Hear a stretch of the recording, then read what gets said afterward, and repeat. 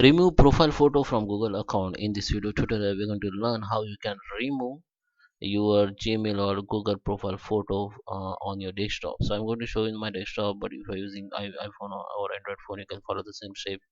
So guys, let's start with the video. Before we start, I request you, if you like this video, hit the like button, subscribe my channel, and don't forget comments below. Okay, so first I'm going to open my Chrome browser and open your Google and log in with your account in which, okay, so this is my account and I want to delete this profile photo or remove. So you have to log in first, then click on profile photo, go to the manage your Google account.